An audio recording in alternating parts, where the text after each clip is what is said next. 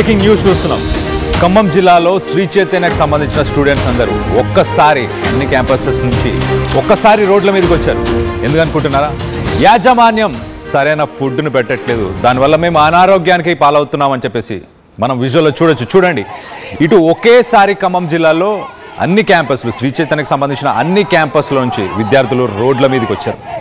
వచ్చి quality food పెట్టట్లేదు, మా హెల్త్ పాడైపోతుంది, ఇన్ని డబ్బులు తీసుకుంటున్నారు, డబ్బులు తీసుకొని కూడా మాకు ఫుడ్ పెట్టట్లేదు, సరైన ఫుడ్ ప్రొవైడ్ చేయట్లేదు అని చెప్పేసి మొత్తానికైతే ప్రొటెస్ట్ చేశారు. రోడ్ల మీదకి వచ్చి ప్రొటెస్ట్ చేసిన తర్వాత భారీగా ట్రాఫిక్ జామ్ అవ్వడంతో మొత్తానికైతే పోలీసులు కంట్రోల్ చేసే ప్రయత్నం చేసినట్టు తెలుస్తుంది. అసలు ఈ కోఆర్డినేటెడ్గా ఈ ప్రొటెస్టులు ఎలా జరిగినాయని తెలుసుకునే ప్రయత్నం చేద్దాం. ఒక్కసారి ఆ విజువల్ చూద్దాం.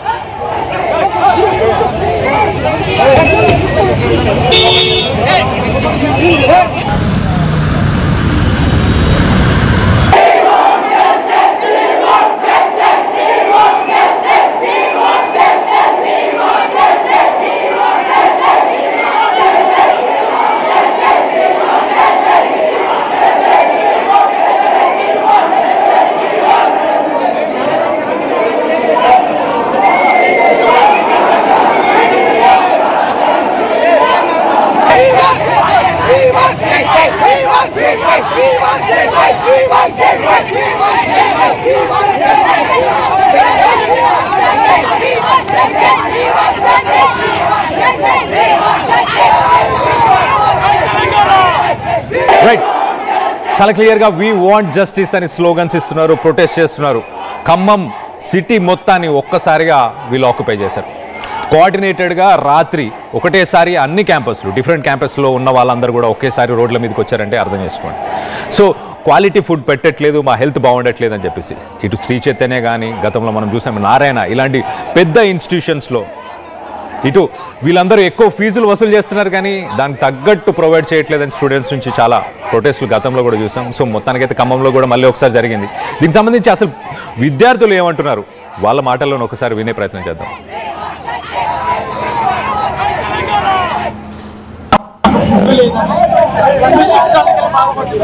ఫుడ్ లేదని ఫ్యాకల్టీ ఇన్ఫార్మ్ చేస్తే టీసీస్ అని భయపెడతారు.